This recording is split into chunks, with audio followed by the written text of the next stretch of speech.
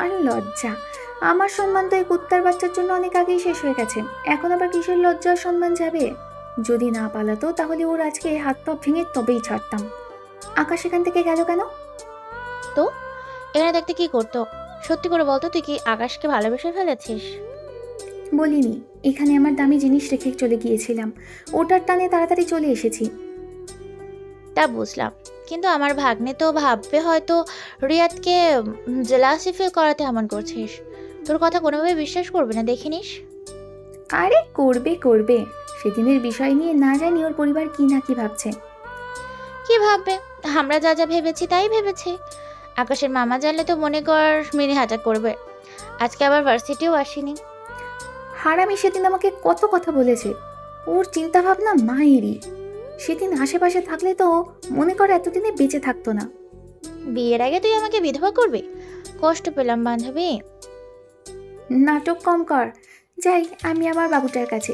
কত কিউট বলতো, দেখলেই আদর করে দিতে ইচ্ছে করে। চরিত্রটা ভালো কর, হাঁটুর বয়সী ছেলের সাথে প্রেম করবে? ছ্যা ছ্যা, কি একটা অবস্থা। চুপ! ধুর, ক্লাসের সময় হয়ে এলো। আজকে আবার প্রথম ঘন্টায় ক্লাস রয়েছে। আজকের ক্লাস বাদ, আজকে কোনো ক্লাস হবে না। বারবার ওই কিস করার খেয়াল আসছে। ধুর, কী সব ভাবছি। এগুলো নিয়ে ভাবা বোকামি ছাড়া কিছুই না। কোথায় আগরতলা আর কোথায় খাটের তলা। সামনে তাকিয়ে দেখি ইরাপু আসছে। উনি এই সময় এইদিকে কি জন্য আসছে এরা আপু এইদিকে আসছে কেন বুঝলাম না। কে জানি। ইরাপু আমাদের সামনে এসে বলল, আকাশ, তুমি আমার সাথে আসো। ওঠো ওঠো, এমনভাবে না তাকিয়ে থেকে উঠে আসো তো। ওনার কথা শুনে উঠে বললাম, কি বলবে আল্লাহ ভালো জানেন। ওনার কাছে গিয়ে বললাম, হুম বলো। তুমি আমার সাথে এসো। চলো তোমাকে নিয়ে ঘুরে আসি। কোথায়? দেখা যাক কোথায় কোথায় যাই। আজকে তোমার ক্লাস করা লাগবে না। বলেই হাঁটতে লাগলো। না চাইতেও ওনার সাথে সাথে যেতে শুরু করেছি। কি যে হতে যাচ্ছে কিছুই বুঝতে পারছি না। ওনার সাথে গাড়িতে গিয়ে বসলাম। দেখা যাক কোথায় যাই। ইরাপু মুচকি মুচকি হাসছে আর আমার দিকে তাকিয়ে থেকে থেকে দেখছে। মনের ভিতরে আমার কেমন যে করছে বুঝতে পারছি না, তবে ভয় করছে প্রচুর। কোন পাপের শাস্তি পাচ্ছি ভাই? এ তো বেরি বেরি ডেঞ্জারাস। আমার প্রাণটাকে যায় যায় আর মান সম্মানের খিচুড়ি করে রেখে দিল। তোদের কথা শুনে প্রপোজ করতে গিয়েই এমন হলো। এখন সব দোষ আমাদের, কিন্তু ওই পটলটাকে বুঝলাম না, তাকে সবার সামনে কিভাবে লিফট কিস দিল। আমি তো হতবাক হয়ে গেছি। সবাই জড়িয়ে ধরতে লজ্জাবোধ করে, এ তো আরও কয়েক ধাপ এগিয়ে লিফট কিস করলো। তবে মনে হচ্ছে তোর কপালে প্রচুর দুঃখ আছে। কেন? ওর সামনে না পড়লেই হলো। আর বেশি বাড়াবাড়ি করলে আমিও ছেড়ে কথা বলবো না। গাড়ি একটা লেকের পাড়ে দাঁড় করালো। ইরাপু নামতেই আমিও নেমে পাশে দাঁড়ালাম। নিরিবিলি একটা জায়গা, জোড়া জোড়া ছাড়া সিঙ্গেল কাউকে দেখা যায় না। মানুষের প্রেম ভালোবাসা দেখতে ভালোই লাগছে। যেখানে এত কথা বলি, আজকে কেন যেন মুখ দিয়ে কোনো শব্দ বের হচ্ছে না। সত্যি অনেক ভয় করছে। বুকের ভেতরটা আজকে কেমন আলাদাই শব্দ করছে। এমনভাবে চুপ রয়েছো কেন? কেন যেন কথা বলতে ভয় হচ্ছে। আমার গলায় স্বর আটকে যাচ্ছে। কেন? ভয় পাওয়ার কোনো কারণ তো খুঁজে পাচ্ছি না। জানি না, তবে প্রচুর পরিমাণে ভয় কাজ করছে। এখানে কেন এলাম? সময় কাটাতে। তোমার অবস্থা দেখে আমার হাসি পাচ্ছে। আমার পাশে এসে দাঁড়ালো। আচ্ছা, তুমি যে আমাকে কিস করলে, তোমার লজ্জা করেনি? না তো। শোনো, এখানে আমি তোমার জন্য এসেছি। তোমার কারণে আবার ফিরে এসেছি। তুমি কি আমার লাইফ পার্টনার হবে? তুমি আমাকে ভালোবাসো, কিন্তু তোমার সাথে আমার কিভাবে যাই বলো? আমি তো তোমার কোনো দিক থেকে পারফেক্ট না। তুমি সুন্দর, বড়লোকের কন্যা। তোমার কোম্পানির সামান্য কর্মচারী আমার বাবা। না বয়সের দিক থেকে পারফেক্ট, ধরা চলে কোনো দিক থেকেই পারফেক্ট না। তোমার সাথে যাবে কোনো বড় ফ্যামিলির ছেলে। পৃথিবীতে কোনো কিছুই পারফেক্ট নয়। ওটা ভালোবেসে পারফেক্ট বানিয়ে নিতে হয়। বয়স, টাকা পয়সা ডাজন্ট ম্যাটার। কিন্তু আমার মুখের উপর আঙ্গুল রেখে আবারও বলল, কোনো কথা নেই। আমি তোমায় ভালোবাসি। তোমাকে আমার ভালোবাসতে হবে। আমি শুধু এটাই জানি। তোমার মনে হয় তুমি আমার সাথে থাকতে পারবে? তোমার ফ্যামিলি কিছু বলবে না? ওনারা তো কখনোই মেনে নেবেন না। কেন মেনে নেবেন ওনারা? ইরাপু ফোন বের করে কাকে যেন ফোন দিল। ভিডিও কল দিয়েছে। দেখলাম পাপা লেখা আছে। আমার পিছনে দাঁড়িয়ে কাঁধে থুতনি রাখলো। আমার কী যে ভয় করছে বলে বোঝাতে পারবো না। এই মেয়ে আমাকে পুরো ফাঁসিয়ে দিচ্ছে। আমার হার্টবিট বেড়ে যাচ্ছে। ফোন রিসিভ করতেই আমাকে দেখে বলল, ছেলেটা কে মামুনি? যার কথা বলেছিলাম এবং যারটা নিয়ে এখানে আবার এসেছি, বলছিল যে তোমরা মেনে নিবে কিনা, তাই লাইফ প্রুফ দেখিয়ে দিচ্ছি। ওকে, বেস্ট অফ লাক। অফিসে ব্যস্ত এবং এখন মিটিংয়ে যাব, তাই তোমার সাথে কথা বলতে পারছি না, দুঃখিত। By, love you. ফোন কেটে দিল। এ কেমন বাবা রে ভাই! যদিও আমার আব্বু এইরকম, কিন্তু আমার সম্পর্কে জেনে এত সহজে মেনে নিল, এমন দেখে তো আমারই মেনে নিতে কষ্ট হচ্ছে। আমার কাঁধ থেকে থুতনি সরিয়ে বলল, দেখো, কোনো সমস্যা নেই। আমি এমন কিছু করব না যেটা আমার পরিবারের পছন্দ হবে না। আমি জানি আমার পরিবার কিছু বলবে না, তাই তোমার প্রেমে পড়েছি। তুমি আমার যখন কাছে আসছো তখন আমার হৃৎপিণ্ড থমকে যাচ্ছে। তুমি আমার কাছে এসো না তো, আমার কেমন কেমন লাগছে। কেমন লাগছে শুনি? আমার হাত ধরে টানতে টানতে লেকের পাড়ে নিয়ে দাঁড় করালো। এই রোদ্দুরে দাঁড়িয়ে থাকবা? চলো চলো, তাপ লাগে তো। এখানে গাছের ছায়া, তুমি এখানে এসে দাঁড়াও। রোদে দাঁড়িয়ে আছে আর বলে সূর্যের তাপ লাগছে।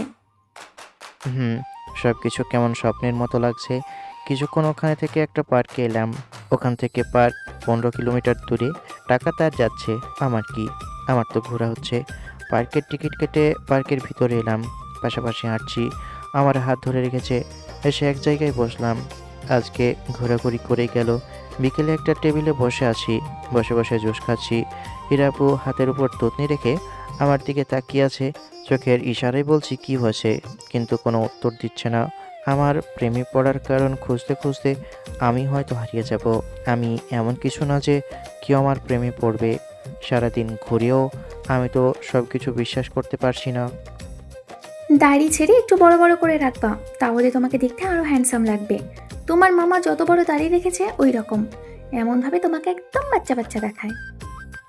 হ্যাঁ, তাই নাকি? আমার তো এমনভাবেই ভালো লাগে। আর বয়স কত হলো যে দাড়ি রাখবো?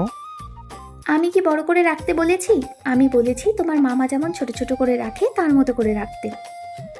ওকে, গতকাল লাঙ্গল দিয়েছি, তাই এই রকম ক্লিন বড় হোক, তারপর দেখব কিভাবে রাখা যায়। মানুষ স্বাধীন থাকতে চাইলে ওর প্রেম করা উচিত নয়। আর প্রেম করে যে স্বাধীনতা চাই সে বোকার স্বর্গে বাস করে। জুস খাওয়া শেষ করে বললাম, অনেক ঘোরাঘুরি হয়েছে, এবার বাসায় যাই। এত তাড়াতাড়ি? বিকেল তো হলো। ওই, মাথা ঠিক আছে? সকালে এসেছি, সকাল থেকে তোমার সাথে আছি। তুমি রাতে বাসায় যেতে পারবে, এর আগে নয়। এটা কোনো কথা হলো? এটাই কথা। তোমাকে এত ফোন দিচ্ছে কে? আমার মামু। ওই শালির ছাওয়াল ছাড়া আর কি এমনভাবে ফোন দিবে? মনে হচ্ছে সিমি আপু বলে দিয়েছে, তাই শুরু করেছে ফোন দিতে। রিসিভ করে বললাম, হ্যালো ভাও। হারামির বাচ্চা, তোর ভাই না, আমি তোর মামা। কি শুনলাম ভাগলে, তুই আর মেয়ে পাসনি, ওই ডাইনির গলায় ঝুলে গেলি? তাহলে তো তোর কপাল পুড়ল। তোমার সাথে এমন সাংঘাতিক বিষয় নিয়ে এখন কথা বলবো না। তোমার ভাগ্নেকে সকাল থেকে গরু চড়ানোর মতো করে এখানে ওখানে চড়াচ্ছে। বাসায় যাবার কথা বললে বলে রাতে যেতে দিবে। ভাগ্নে, এইসবের মজা তুই এখনো বুঝবি না। কিছুদিন যাক, তারপর বুঝতে পারবি। ও কান্নাকাটি করিস না, ফ্রি ফ্রি ঘোরা, খাওয়া দাওয়া করে নে। পয়সা তো তোর যাচ্ছে না। জোহর হালার পুত ফোন কেটে দিয়ে ইরাপুর দিকে তাকালাম। আমার চোখের দিকে তাকিয়ে আছে। আমার তো কেমন কেমন লাগছে। আজকে এত খাওয়া দাওয়া হয়েছে, কি বলবো। না, তুমি পারছো না। তোমাকে দিয়ে প্রেম হবে না। মনে হচ্ছে তোমাকে শিখিয়ে পড়িয়ে মানুষ করতে হবে। প্রেম শিখিয়ে মাঝ রাস্তায় ছেড়ে না দিলেই হলো। আমার কথা শুনে শান্ত গলায় বলল, তোমাকে আমার এমন মনে হলো। মানুষ চেনা বড় কঠিন। কখন কি হয় বলা যায় বলো? কেউ পাওয়ার আগেও হারিয়ে যায়, আবার পাওয়ার পরেও হারিয়ে যায়।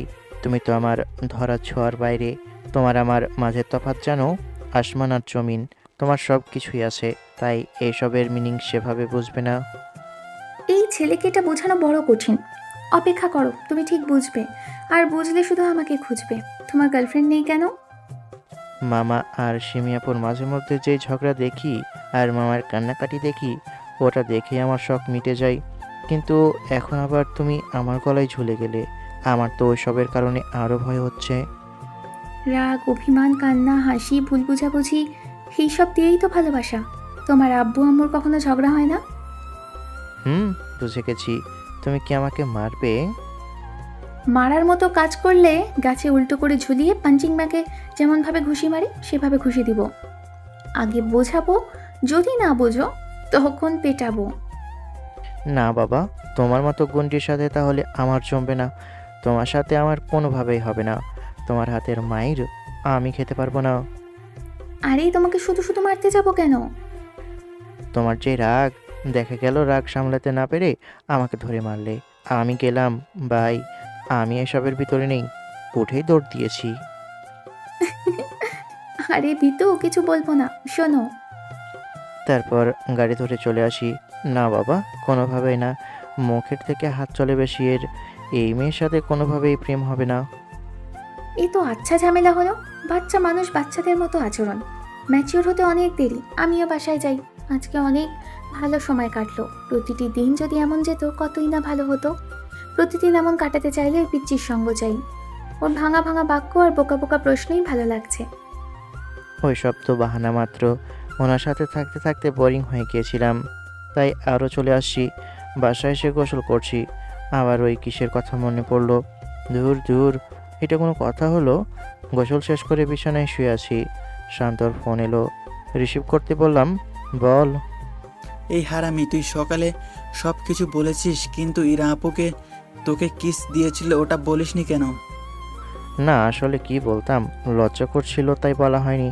সারাদিন ঘুরে পা ব্যথা করছে, আজকে আড্ডা দিতে যেতে পারবো না, আর বাইরে যেতে ভালো লাগে না। তোর কপাল মায়েরি, বড় লোক গার্লফ্রেন্ড পেয়ে গেলি। আমার তো কেমন স্বপ্নের মতো মনে হচ্ছে।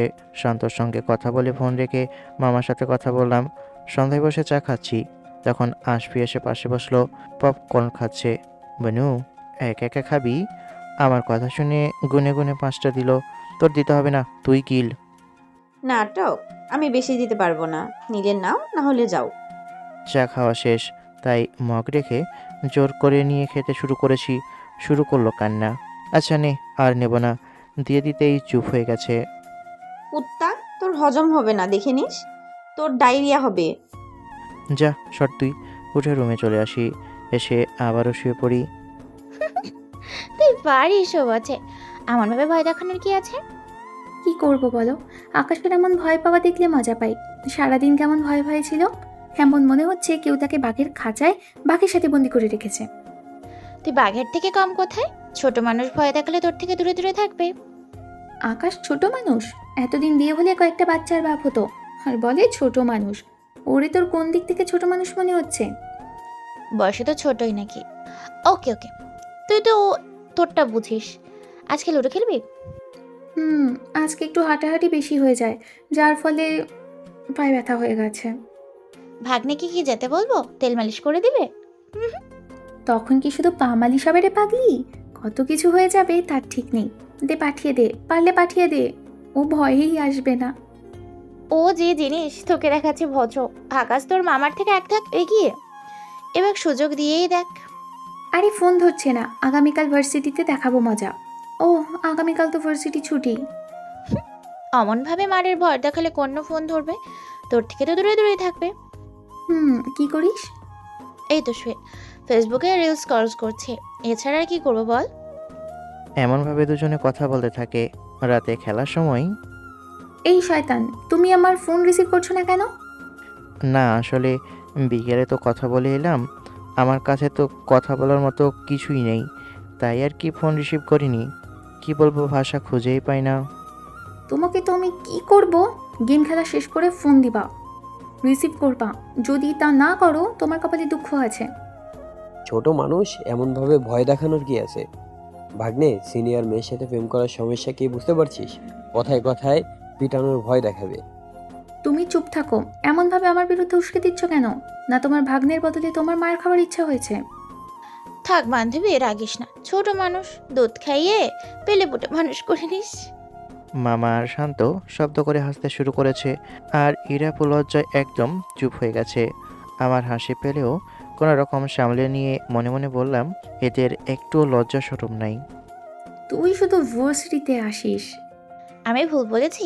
আমি তো শুধু বলেছি উফ, চুপ। তুই দেখি আমার থেকে নির্লজ্জ হয়ে গেছিস। একটু তো লজ্জা শরম কর। সেটাই তো। আমি তাহলে এখন কিছু বললাম না। আর তোমরা দুজন এমনভাবে দাঁত খেলাচ্ছ কেন? আর তুমি মনে হচ্ছে বেশি খুশি। কোথায় না তো, আমি আবার কখন কি করলাম?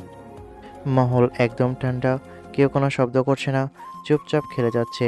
এমনভাবে 2-3 গেল, হিরাপুর ফোন রিসিভ করিনি। জানি অনেকে রেগে আছে। সিমি আপু ফোন দিয়ে বলেছিল ফোন রিসিভ করতে। আমার তো ভাবতে ভয় হচ্ছে ওই ডাইনির মুখের থেকে হাত বেশি চলে। না বাবা, এমন মেয়ের সাথে ভুলেও রিলেশনে যাওয়া যাবে না। প্রতিদিন মায়ের খেতে পারবো না।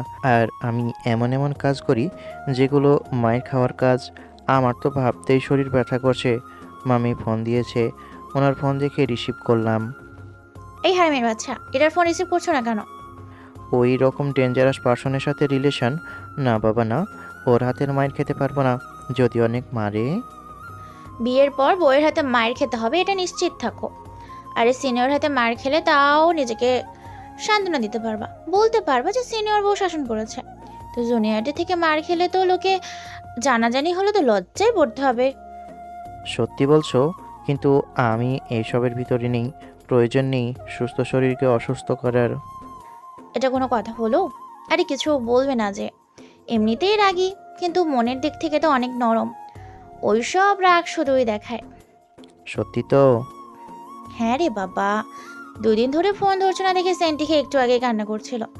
তোমার জন্য আবার এখানে ফিরে এলো আর তুমি এরকম করছো? এরাকে ফোন দাও। আচ্ছা। সিমি আপু ফোন কেটে দিল। আমি চুপচাপ বসে ভাবতে শুরু করলাম যে কি করব। যদিও সিমি আপু সত্যি কথাই বলেছে, যাই গিয়ে দেখা করে আসি। বাইরে এসে বললাম, আম্মু, আব্বুর বাইকের চাবি কোথায়? বাইক নষ্ট হয়ে আছে। ও। আবার রুমে এসে ইরাপুকে কল দিলাম। কল করতেই রিসিভ করলো। হ্যাঁ ও। তুমি আমার ফোন রিসিভ করোনি কেন? তোমাকে আমি কতবার ফোন দিয়েছি। না, আসলে তোমার মারের ভয়ে। আচ্ছা, আর এমনভাবে ইগনোর করব না। কিন্তু কান্না করছে, আমি শুধু চুপচাপ শুনে যাচ্ছি। কিভাবে সান্ত্বনা দিব বুঝতে পারছি না। কান্না করতে করতে নাক টানছে। আলে আমার বাবু তালে, এমনভাবে কান্না করে না। আমাকে কান্না করানোর শাস্তি তোমাকে পেতেই হবে। মনে মনে বললাম, মানুষ প্রেম করে। আচ্ছা নিও, বেশি জোরে না মারলেই হলো। শোনো মেয়ে, তুমি রাগী, তোমার রাগ বেশি, তুমি ইমোশনাল বেশি। আমি তোমার ভালোবাসা দেখেছি, আমি তোমার ধৈর্য দেখেছি, আমি তোমার অপেক্ষা করা দেখেছি। সব কিছু মিলিয়ে যদি দেখা যায় তাহলে আমি তোমার জন্য পারফেক্ট না। না মানে পারফেক্ট। তোমার বাসার ঠিকানা দাও। তোমার আজকে আমি কি করব আমি নিজেও জানি না। না থাক, বাসার সবার সামনে তোমার হাতের মায়ের খাওয়ার শখ নেই। তুমি আমাদের বাসায় আসো, এখানে তোমাকে পিটালে কেউ দেখবে না। সত্যি মারবা না অন্য কিছু করবা? আমার তো মনে হচ্ছে অন্য কিছুই হবে। শয়তান কুত্তা, তেমন কিছুই হবে না। আমি তোমাকে পেটাবো। সত্যি আসবো? না থাক, প্রয়োজন নেই। আগামীকাল ভার্সিটিতে তোমাকে আমি পিটাবো। এই 2 দিনের সমস্ত রাগ আগামীকাল উঠাবো। আগামীকাল আমি ভার্সিটি যাব না, তোমার মারের ভয়ে যাব না। তুমি কি ভেবেছো আমি তোমার বাসার ঠিকানা পাবো না? তোমার আব্বুকে ফোন দিলে সব কাজ রেখে আমাকে খুশি খুশি তোমাদের বাসায় নিয়ে যাবে। এতটা অস্থির হয়ে উঠবে যে কি থেকে কি করবে বুঝতে পারবে না। তুমি কি আমার থেকে পালিয়ে বাঁচতে পারবে ভেবেছো? আচ্ছা ঠিক আছে, আগামীকাল ভার্সিটি যাব। কিছুক্ষণ কথা বলে ফোন রেখে দিলাম। পরের দিন ভার্সিটিতে বন্ধুদের সাথে বসে কথা বলছি, তখন ইরাপু আমাদের সামনে গাড়ি দাঁড় করালো। আজকে মনে হচ্ছে আমার পিঠের অবস্থা খারাপ হবে। নেমে আমাদের সামনে আসে। ওঠো, উঠে আমার সাথে এসো। কিছু না বলে চুপচাপ উঠে ওনার কাছে গিয়ে বললাম, আজকেও ক্লাস বাদ চলে যাবে? আমাকে চোখ দেখাতেই মুখে তালা ঝুলিয়ে দিলাম। চুপচাপ গিয়ে গাড়িতে বসেছি। ডাইনি উঠে কান টেনে ধরে বলল, এখন তোমার কি হবে? আমার হাত থেকে তোমাকে কেউ রক্ষা করতে পারবে না। আর রাগিয়ে কাজ নেই, চুপচাপ থাকাই শ্রেয়। আমার দিকে রেগে তাকিয়ে আছে। কান ছিঁড়ে যাবে তো। কান ছেড়ে গাড়ি চালাতে শুরু করেছে। আবার কোথায় যাব? রাজশাহী। এমনভাবে, এই না না, এটা ঠিক না, ও আমি যেতে পারবো না। পারলে গাড়ি থেকে নেমে যাও। কিন্তু রাজশাহী কেন? ওখানে গিয়ে কি হবে? কোন কাজে যাব? চুপচাপ বসে থাকতে পারো না? আল্লাহ, ভাগ্যে তুমি এটা কি দিলা? এমন কিছু কি তোমার কাছে আমি চেয়েছিলাম নাকি? দিলা তো দিলা, একেবারে ডেঞ্জারাস জিনিস দিলা। আমার মতো ইনোসেন্ট ছেলের সাথে কেন এমন করলাম আবুদ? কি এত ভাবছো? আরে মেরি জান, মিথ্যে বললাম। গ্রামে আমার এক কাজিন থাকে, তার কাছে যাব একটা কাজে। ভাবলাম একা একা না গিয়ে তোমাকে সাথে নিয়ে যাই। আগে বললেই তো হয়। না হলে কি তোমার সাথে মজা নিতে পারতাম নাকি? রাস্তা কেমন হয়ে আছে আল্লাহ ভালো জানেন। একবার গেছিলাম তখন তো প্রচুর কাদা ছিল। এখন পাকা রাস্তা হয়েছে। তুমি কিভাবে জানলে? বেশ কিছুদিন আগে বন্ধুরা মিলে গিয়েছিলাম। তারপর কথা বলতে বলতে চলে আসি গ্রামে। তারপর ওখানের কাজ শেষ করে ধান ক্ষেতের পাশে দাঁড়িয়ে বেশ অনেকগুলো ছবি তোলা হলো। সুন্দর দেখে একটা পিক ডিপিতে দিতে হবে। ওখান থেকে চলে আসি। বেশ মজা করে হলো। ঘড়ির দিকে তাকিয়ে দেখি 12টা 30 বাজে। ওই, তুমি এদিকে কোথায় যাচ্ছ? আমার বাসায়। আর যদি যেতে চাও তাহলে নেমে যেতে পারো। আচ্ছা চলো, কি আর বলবো। তারপর 20 মিনিট পরে বাসায় চলে আসি। গাড়ি গ্যারেজে রাখলো। ইরা নেমে গেল এবং আমিও নেমে বাসার ভিতরে আসি। আসার সময় খাবার নিয়ে এসেছে। এই মেয়ে কী যে করতে চাইছে। এত বছর ধরে বাইরের খাবার খাই, এত বাইরের খাবার খাওয়া উচিত না। ওই, আমি বাসায় চলে গেলাম। তুমি শুধু এক পা এগিয়ে দেখো, ভেঙে রেখে দেবো। আমি এখানে থেকে করব কি? তুমি সত্যি একটা পাগল। এমনভাবে থাকলে লোকে কি বলবে? যা হবার সেদিন রাতেই তো হয়ে গেছে।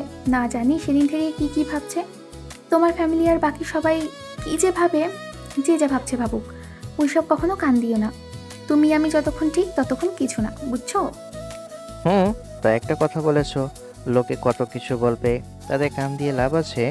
কিন্তু আমি এখন তো অনেক কিছুই করব। ইরা আপু আমার দিকে তাকিয়ে আছে। আমি ওনার দিকে এগিয়ে যাচ্ছি। ওনার সামনে এসে দাঁড়িয়ে বললাম, সেদিন তুমি কিস দিয়েছিলে, এখন আমি দেব। চোখ বন্ধ করে মুখ এগিয়ে নিতে গালের উপর ঠাস করে বসিয়ে দিয়েছে। চোখ খুলে দেখি থাপ্পড় দিয়ে রুমের দিকে যাচ্ছে। আর থাপ্পড় না খেতে চাইলে নিজেকে সামনে রাখো, না হলে এমন মার মারবো যে নিজের পায়ে উঠে দাঁড়াতে পারবে না। সেদিন অনেক এক্সাইটেড হয়ে কিস দিয়ে দিয়েছিলাম। আর সিমি, সত্যি বলছি তুমি অনেক বড় শয়তান। শুধু দেখাও ভদ্র, কিন্তু তুমি মোটেও ভদ্র না, লুচু কোথাকার। দৌড় দিয়ে পেছন থেকে ধরতে গিয়েও দাঁড়িয়ে গেলাম। যাও যাও রুমে। শয়তান, আমি তো একটা খুশি রেডি করছিলাম। তাই দাঁড়িয়ে গেছি। পিছনে ঘুরে সোফায় বসে পড়ি। সোফায় শুয়ে শুয়ে ফোন টিপছি। বেশ কয়েক মিনিট পরে ইরা বেরিয়ে আসে। হা করে ওর দিকে তাকিয়ে আছি। এত সুন্দর লাগছে বলার মতো না। মন চাইছে গিয়ে জড়িয়ে ধরে ইচ্ছে মতো কিস দিই। না থাক, তখন আবার মায়ের খেতে হবে। একটা কিসের বদলে একটা থাপ্পড়, না লস হবে না। এমনভাবে তাকিয়ে থেকো না, আমার অনেক লজ্জা করে। ওই, এমনভাবে তাকিয়ে আছো কেন? তোমার সৌন্দর্যে আমি মুগ্ধ। আমার চোখ সরতেই চাইছে না। এখানে আমার কি করার আছে? উঠে সামনে গিয়ে দাঁড়িয়ে মাথা একটু তার সামনে হেলিয়ে বললাম, আপনার এই গোলাম আপনার চরণের দাস হয়ে সারা জীবন থাকতে রাজি। আপনি কি আপনার পায়ের নিচে ঠাঁই দেবেন? আমি আপনার দিকে সারা জীবন এমনভাবে মুগ্ধ হয়ে তাকিয়ে থাকতে চাই। ইস, কি যে বলো না। তুমি তো সারা জীবন আমার বুকে থাকবা। তোমার স্থান আমার বুকে, পায়ের নিচে নয়। কাঁধে হাত রেখে মুখে ফু দিতে দিতে বললাম, তুমি এত সুন্দরী কেন? মন চাই এমনভাবেই তাকিয়ে থাকি। ইস, এমনভাবে বলো না, অনেক লজ্জা করে। কপালে একটা চুমু দিয়ে ছেড়ে বললাম, তোমার দিকে তাকিয়ে থেকে পেট ভরবে না। এখন খেয়ে পেট ভরাতে হবে। অনেক খিদে পেয়েছে। গালের উপরের চুলগুলো কানের পাশে গুজে বললাম, তোমার দিকে তাকিয়ে থাকলে আমার মনও ভরবে না।